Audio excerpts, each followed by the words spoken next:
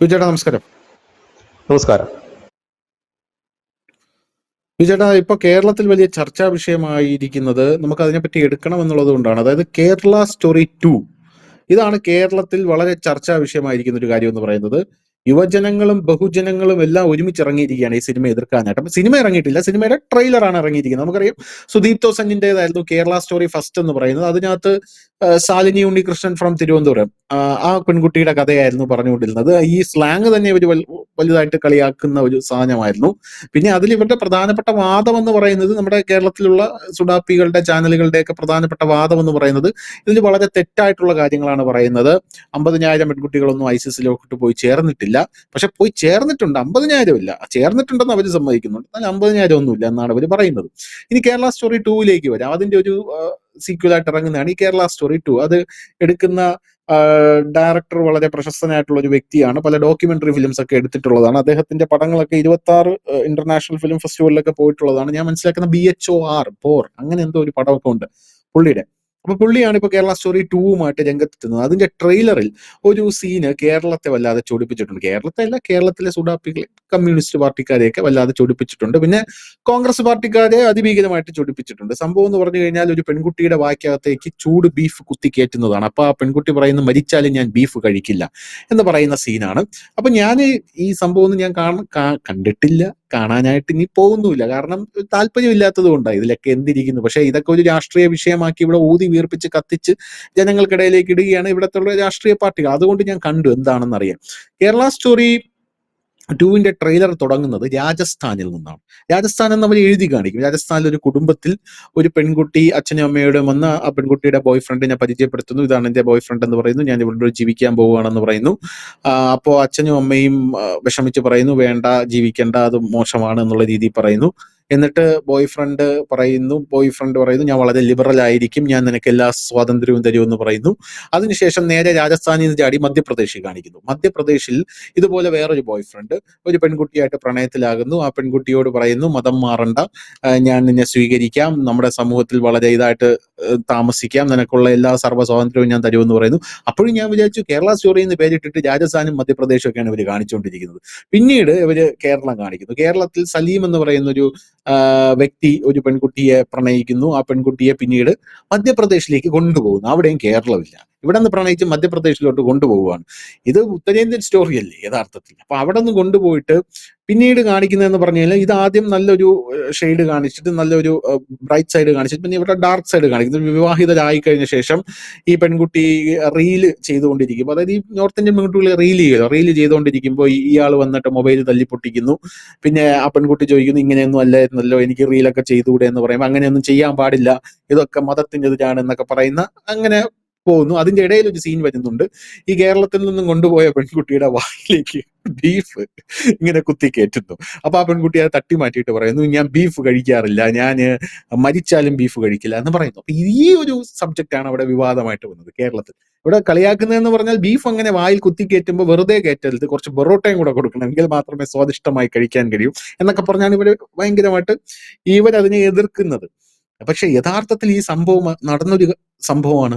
ഈ Kerala story 2 trailer കാണിക്കുന്നത് മധ്യപ്രദേശിലുള്ള ഹിന്ദി സംസാരിക്കുന്ന ഒരു പെൺകുട്ടിയായിട്ടാണ് ഇവരെ കാണിക്കുന്നത്. കേരള സ്റ്റോറി 2 കൊണ്ട് ഇവർ ഉദ്ദേശിക്കുന്നത്, ഇത് പറയുന്ന ആൾക്കാർ പറയുന്ന ഒരു പോയിന്റ് എന്താ അറിയോ ചോദിച്ചാൽ, അത് എനിക്ക് ആദ്യം ക്ലാരിഫിക്കേഷൻ വേണ്ടത്. ഈ കേരള സ്റ്റോറി 2 എന്ന് പറയുന്ന ഒരു സിനിമ ഇറക്കിയത് കൊണ്ട് ഇതുകൊണ്ട് ഉത്തരേന്ത്യയെ പ്രദർശിപ്പിച്ചു. അപ്പൊ നമ്മുടെ കേരളത്തിന് മുഴുവൻ ഒരു നെഗറ്റീവ് ഇമേജ് ആയി. അപ്പോൾ നമുക്ക് കേരളത്തിലുള്ള ആർക്കെങ്കിലും ഉത്തരേന്ത്യയിൽ പോയി സ്വസ്ഥമായിട്ട് ജീവിക്കാൻ പറ്റുമോ? കേരളത്തിലുള്ള ആൾക്കാരാണെന്ന് പറഞ്ഞാൽ ഉത്തരേന്ത്യക്കാർ കൈവയ്ക്കില്ലേ? കേരളത്തിലുള്ള ആൾക്കാരെ മുഴുവൻ അപമാനിച്ചില്ലേ? ഇപ്പൊ കാശ്മീരി മുഴുവൻ തീവ്രവാദികളാണെന്ന് പറഞ്ഞ് പ്രചരിപ്പിച്ച് കാശ്മീരിലുള്ള ആൾക്കാർ എവിടെ പോയാലും അവർ ആ ഒരു കണ്ണിലാണല്ലോ ഇവിടെയുള്ള ജനങ്ങൾ കാണുന്നത്. അപ്പൊ നമുക്കെതിരെയുള്ള ഒരു പടമല്ലേ, നിങ്ങൾ ചിന്തിക്കണ്ടേ എന്നതിനെ കുറിച്ചാണ് ഇതിനെക്കുറിച്ച് എതിർക്കുന്ന ആൾക്കാർ പറയുന്നത്. അപ്പൊ അതിൽ എന്തൊക്കെയോ ഒരു ശരിയുണ്ട് എന്ന് എനിക്ക് തോന്നിയിട്ടുണ്ട്. അതിൽ ശരിയുണ്ട്. ഇവിടെയാണ് നമുക്ക് തുടങ്ങേണ്ടത്. യഥാർത്ഥത്തിൽ ആ പോയിന്റ് സത്യമല്ലേ? ഇതിനെതിരെ ഇത്തരം ഈ ഇടതുപക്ഷ തീവ്ര ഇസ്ലാമിസ്റ്റുകളുടെ അല്ലെങ്കിൽ പൊളിറ്റിക്കൽ ഇസ്ലാമിസ്റ്റുകൾ, ബുദ്ധിജീവികളെല്ലാം ഉറഞ്ഞു തുള്ളാൻ ഒരു കാരണം വെച്ചാൽ ഈ സംവിധായകൻ തന്നെയാണ്. ഇദ്ദേഹം ഇപ്പോ ധനുഷ് പറഞ്ഞത് അറിവ് വെച്ചാണ് ഞാൻ പറയുന്നത്. അദ്ദേഹം ഒരു ഡോക്യുമെന്ററികൾ എടുത്തിട്ടുള്ള ഒരു സംവിധായകനാണ്. സിനിമയും ഡോക്യുമെന്ററിയും തമ്മിൽ വലിയ വ്യത്യാസമുണ്ട്. ഡോക്യുമെന്ററികൾ എന്ന് പറഞ്ഞു കഴിഞ്ഞാൽ അത് ഒരുപറ്റം ആധികാരിക രേഖകളുടെ അടിസ്ഥാനത്തിൽ ഡോക്യുമെന്റ് ചെയ്യപ്പെടുന്നതിനെയാണ് ഡോക്യുമെന്ററി എന്ന് നമ്മൾ പറയുന്നത്. എൻ്റെ ഒരു അറിവുകേടാണെങ്കിൽ ക്ഷമിക്കണം. സിനിമ ഫാന്റസിയാണ്, അതിനകത്ത് കൊമേഴ്സ്യൽ ആയിട്ടുള്ള ഒരുപാട് കാര്യം. ഇത് ഈ ഡോക്യുമെന്ററി എടുത്ത് ശീലിച്ചിട്ടുള്ള അല്ലെങ്കിൽ അതത്രം കാര്യങ്ങൾ ചെയ്തിട്ടുള്ള ഒരു സിനിമ ഫീൽഡ് വരുമ്പോൾ സാധാരണ പരാജയങ്ങളാണ് സംഭവിക്കാറുള്ളത്. പക്ഷേ കാശ്മീരി ഫയൽസ് എന്ന് പറയുന്ന ഒരു സിനിമ ഇറങ്ങുകയും അതൊരു ഡോക്യുമെന്ററി ആയിരുന്നു. ഡോക്യുമെന്ററിയുടെ ഒരു രീതിയിലാണ് സിനിമ വന്നിരിക്കുന്നത്. പക്ഷെ ആ സിനിമ വലിയ രീതിയിൽ സ്വീകാര്യത കിട്ടുകയും ചെയ്തു. അതിന് തൊട്ടു പിന്നാലെയാണ് ഈ കേരള സ്റ്റോറി വരുന്നത്. അതും ഈ ഡോക്യുമെന്ററികൾ എന്ന് പറയുമ്പോൾ അതിനകത്ത് തെളിവ് കാര്യങ്ങൾ സഹിതം ഒരു ഏകദേശം ആധികാരികമായി തന്നെ ആയിരിക്കും എപ്പോഴും പോകുന്നത്. നമ്മളൊക്കെ മാധ്യമപ്രവർത്തന രംഗത്ത് ഈ ഡോക്യുമെന്ററികൾ ചെയ്യാറുണ്ടല്ലോ, പലരെ കുറിച്ചും പല സംഭവങ്ങളെ കുറിച്ചും. അപ്പൊ അത് തന്നെയാണ് ഇവർ ഭയപ്പെടുന്നത്. അത് ഒരു കൊമേഴ്സ്യൽ സിനിമയാണ് എങ്കിൽ അതിനകത്ത് ഭയപ്പെടേണ്ടതായ കാര്യമില്ല. കാരണം അതിലൊരു ഡാൻസും പാട്ടും അത് സിനിമയ്ക്ക് വേണ്ടിയുള്ള ചേരുവകളായിരിക്കും. പക്ഷെ ഇതങ്ങനെയല്ല. എല്ലാവരെയും പൊള്ളിക്കുന്ന ചില യാഥാർത്ഥ്യങ്ങളെ തുറന്ന് പറയുകയാണ് ഇത്തരം ഡോക്യുമെന്ററികൾ ചെയ്യുന്നത്. അതുകൊണ്ട് ഇതിലൊരു സിനിമ എന്നതിനേക്കാൾ സിനിമ ഡയറക്ടർ യഥാർത്ഥത്തിൽ ഒരു സിനിമ എടുത്തിട്ടില്ല, ഫിലിം എടുത്തിട്ടില്ല. പുള്ളിയുടെ പേര് കാമാഖ്യ നാരായൺ സിംഗ് എന്നാണ് അദ്ദേഹത്തിന്റെ പേര്. അദ്ദേഹം ആദ്യം 2017 എല്ലാം ഡോക്യുമെന്ററി ടൈപ്പാണ്. ആർട്ടിക്കിൾ 35A എന്നുള്ള ഒരു പടമാണ് എടുത്തത്. അത് ഡോക്യുമെന്ററി ഷോർട്ട് ഫിലിം ആയിരുന്നു. 2017 ഓഫ് ദ ഗ്രിഡ് അത് ഡോക്യുമെന്ററി ഷോർട്ട് ഫിലിം ആയിരുന്നു. 2020 10 ഡേയ്സ് ഇൻ സൗത്ത് ആഫ്രിക്ക അതൊരു ഡോക്യുമെന്ററി ഷോർട്ട് ഫിലിം ആയിരുന്നു. 2020 ജസ്റ്റിസ് ഡിലേഡ് ബട്ട് ഡെലിവേർഡ് അതും ഡോക്യുമെന്ററി ഷോർട്ട് ഫിലിം ആയിരുന്നു. പിന്നെ 2021 BHOR ബോർ എന്ന് പറഞ്ഞൊരു ഫീച്ചർ ഫിലിം അദ്ദേഹം എടുത്തിരുന്നു. ആ സിനിമ 26 ഇന്റർനാഷണൽ ഫിലിം ഫെസ്റ്റിവലുകളിൽ പോയി പ്രദർശിപ്പിക്കപ്പെട്ടു. 26 ഇന്റർനാഷണൽ ഫിലിം, ഒരുപാട് പുരസ്കാരങ്ങൾ മേടിച്ചു കൂട്ടി. 2021 ശേഷം 2026 അദ്ദേഹം അടുത്ത പടവുമായിട്ട് വരികയാണ്, the Kerala story 2 goes beyond. അപ്പൊ അതാണ് ഇവിടെയുള്ള ആൾക്കാരെ ചൊടിപ്പിക്കുന്നതെന്നാണ് എനിക്ക് തോന്നുന്നത്. അത് വളരെ കറക്റ്റാണ് ബിജേട്ടൻ പറഞ്ഞത്. അതായത് ഞാനൊരു കാര്യം ചോദിച്ചോട്ടെ, ഈ കേരള സ്റ്റോറി എന്ന് പറയുന്ന സിനിമ ഇവിടുത്തെ ക്രിസ്തീയ സഭകൾ അവരുടെ ഈ പള്ളിയിൽ പ്രദർശിപ്പിച്ചു. ഒരു കൊമേഴ്സ്യൽ സിനിമയാണെങ്കിൽ അവർ പ്രദർശിപ്പിക്കുമായിരുന്നു.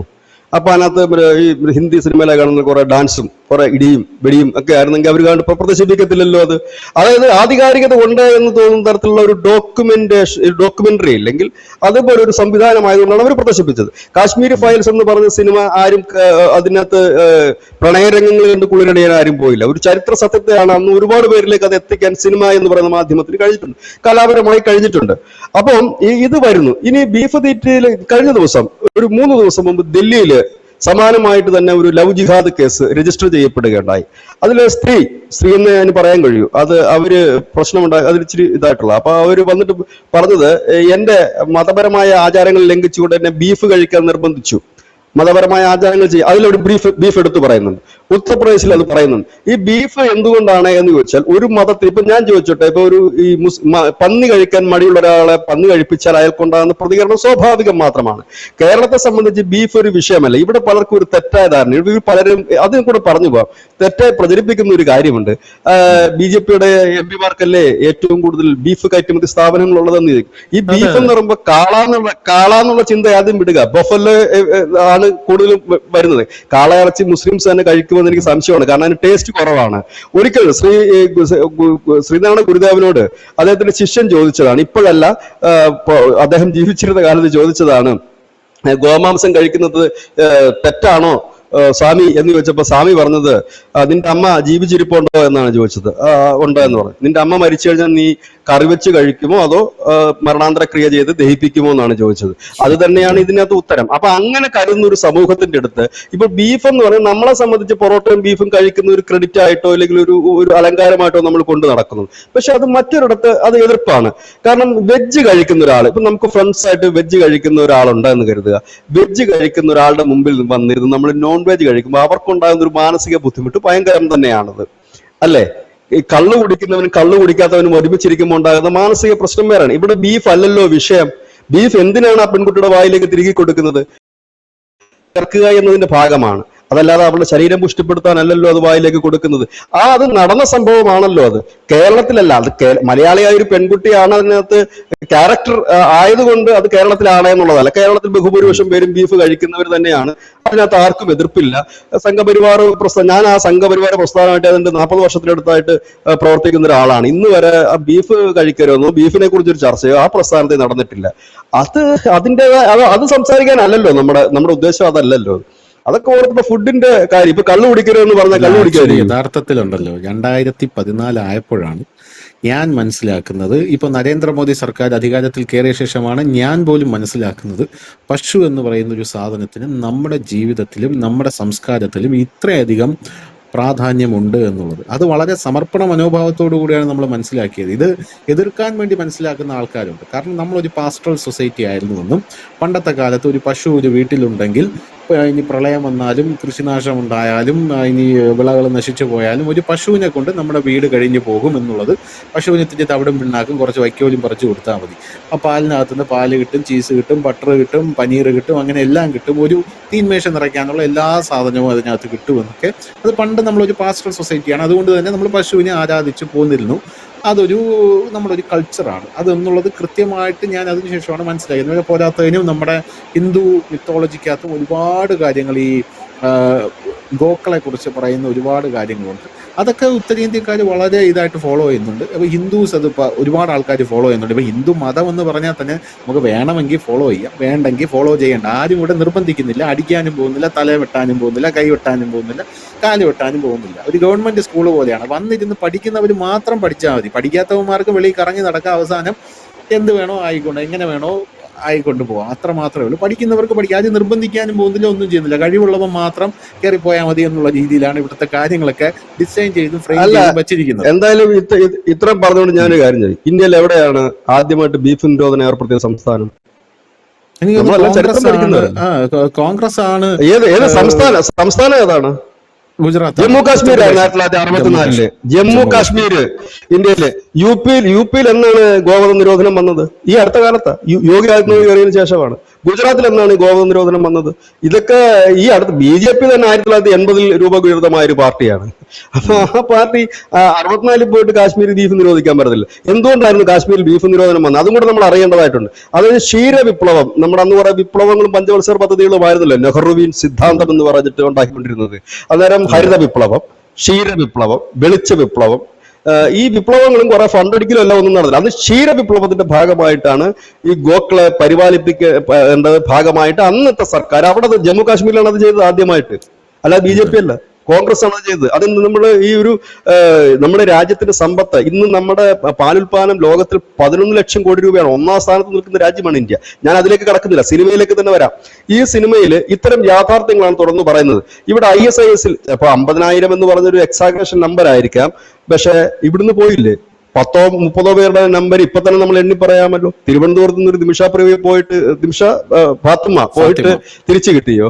ഫാത്തിമ പോയിട്ട് തിരിച്ചു കിട്ടിയോ? കാസർഗോഡ് 3 എഞ്ചിനീയറിംഗിനൊക്കെ പഠിക്കുന്ന പെൺകുട്ടികളല്ലേ പോയത്? കിട്ടിയോ തിരിച്ച്? 21 പേര് പോയതായിട്ട് റിപ്പോർട്ടുകൾ വന്നില്ലേ? അഫ്ഗാനിസ്ഥാനിൽ കിടന്നൊരുത്തൻ പൊട്ടിത്തെറിച്ച് കഴിഞ്ഞപ്പോഴത്തേന് അവന്റെ പേര് മലയാളി ആയിരുന്നല്ലോ, കാസർഗോഡുകാരനായിട്ട് ഒരു വ്യക്തിയായിരുന്നല്ലോ. അപ്പൊ എല്ലായിടത്തും ഉണ്ട്. അതിന് ഇവര് യാഥാർത്ഥ്യം തുറന്നു പറയുന്നതിൽ എന്താണ് തെറ്റ്? അതിന് ഒരു തെറ്റുമില്ല. കാരണം അത് ജനം അറിയേണ്ട ഒരു കാര്യമാണ്.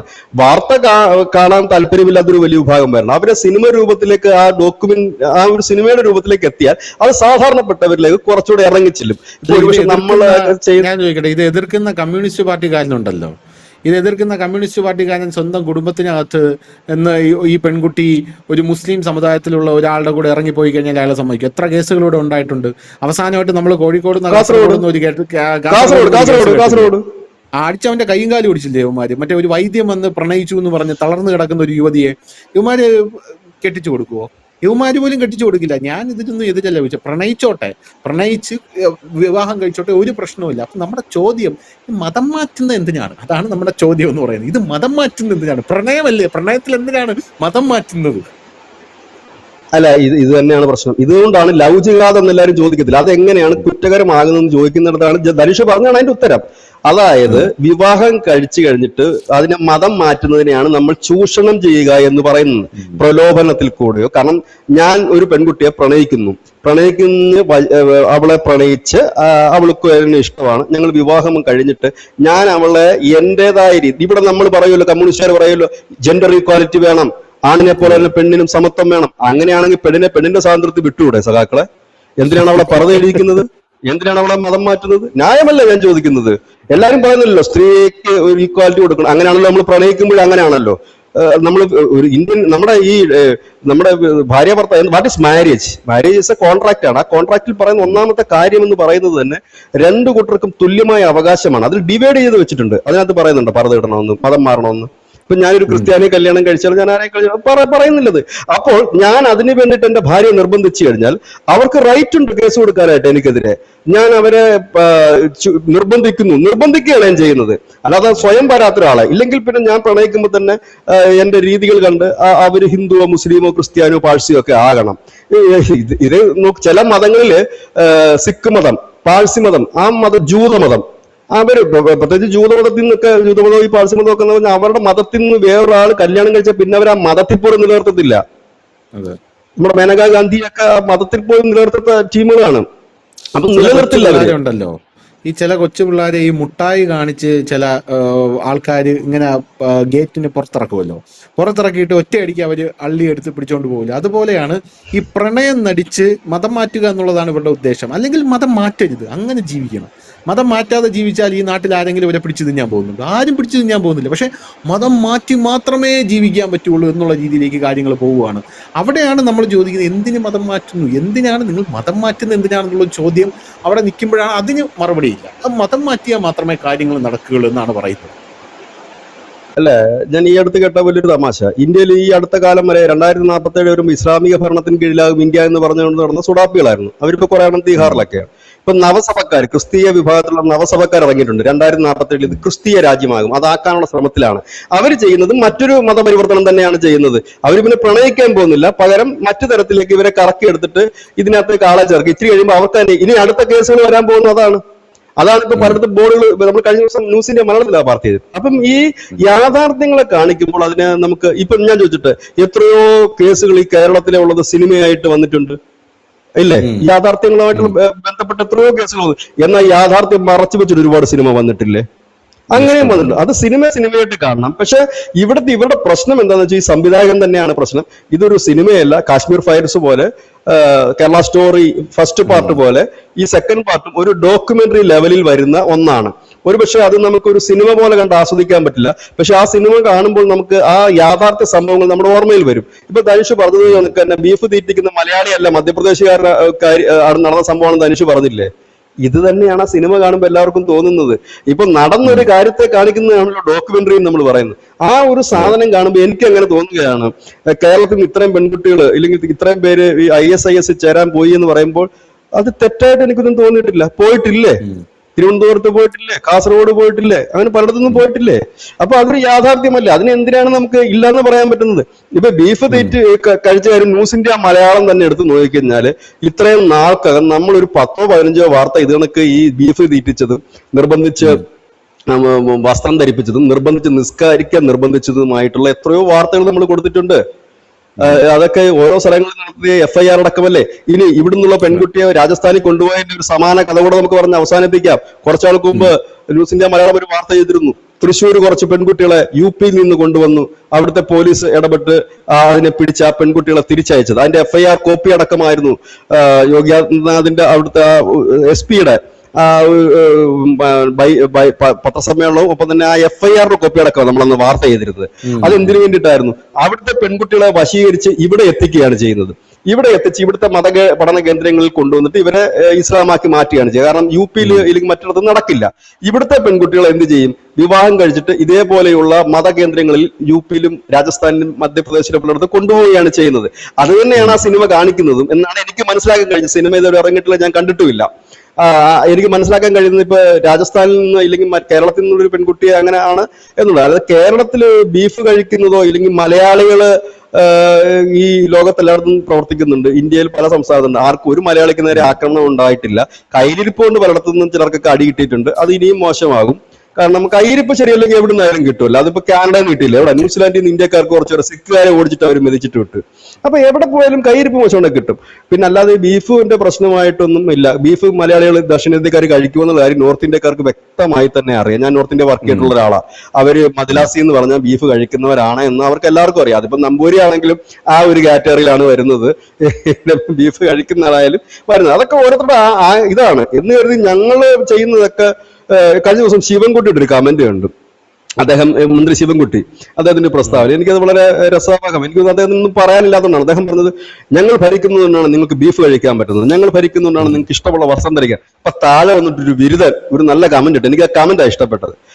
ആ പന്നി ഒഴിവാക്കിയ സഖാവിന്റെ കരുതൽ എനിക്ക് ഇഷ്ടപ്പെട്ടെന്ന്. പന്നിയിറച്ചിയുടെ കാര്യം അത് പറയുന്നില്ലല്ലോ, അത് ഒഴിവാക്കിയ സഖാവിന്റെ കരുതൽ എനിക്ക് ഇഷ്ടപ്പെട്ടെന്ന്. അതാണ് വാസ്തവം. ഇത് പന്നിയായിരുന്നെങ്കിലോ വിഷയം മാറില്ലായിരുന്നു അല്ലേ? അയ്യോ, ഇത്രയേ ഉള്ളൂ. 1857 ഈ ശിപാലികളെ പൊട്ടിപ്പുറപ്പെട്ടത് തന്നെ എന്തിനു വേണ്ടിയിട്ടായിരുന്നു? പന്നിയുടെയും പശുവിന്റെയും നെയ് പുരട്ടിയ വെടിയുണ്ടകളാണ്, കടിച്ചു തുറക്കാൻ പറ്റില്ല എന്ന് പറഞ്ഞുകൊണ്ടല്ലേ തുടങ്ങി. അപ്പൊ ഏറ്റവും സെൻസിറ്റീവായ വിഷയങ്ങൾ തന്നെയാണ്. അപ്പൊ അതിനെ ഇത് നടന്ന സംഭവങ്ങളാണിത്. കേരളത്തിൽ നടന്നത് ആയിരിക്കാം ആ സിനിമയെ കാണിക്കുന്നെങ്കിലും ഈ കഴിഞ്ഞ ദിവസം 4 ദിവസം മുമ്പ് ഡൽഹി നടന്നതാണ്. ഇതൊക്കെ ഓൺലൈനിൽ അവൈലബിൾ ആണ്. ഈ വാർത്തയൊക്കെ അതിന്റെ FIR കോപ്പി വരെ നമുക്ക് അവൈലബിൾ ആണ്. അങ്ങനെയുള്ളിടത്ത് എങ്ങനെയാണ് ഇത് പറയാൻ പറ്റുന്നത് എന്നുള്ളത് മനസ്സിലാകുന്നില്ല. ഏതായാലും സിനിമ വരട്ടെ, അതിനെ കാണുക, സിനിമ വിമർശിക്കുക തന്നെ വേണം. കാരണം വിമർശിക്കാനുള്ളതാണല്ലോ ഈ കലാരൂപം. ആരും വിമർശനത്തിന് അതീതരല്ല. അപ്പൊ വിമർശിക്കപ്പെടണം, വരട്ടെ, ഇറങ്ങട്ടെ എന്നുള്ളതാണ് നമ്മൾ. പക്ഷെ അതിനെ കാറടച്ച് ഒരു മുഖ്യമന്ത്രി തന്നെ വന്നിട്ട് പറയുകയാണ് നിങ്ങൾ കാണരുതെന്ന്.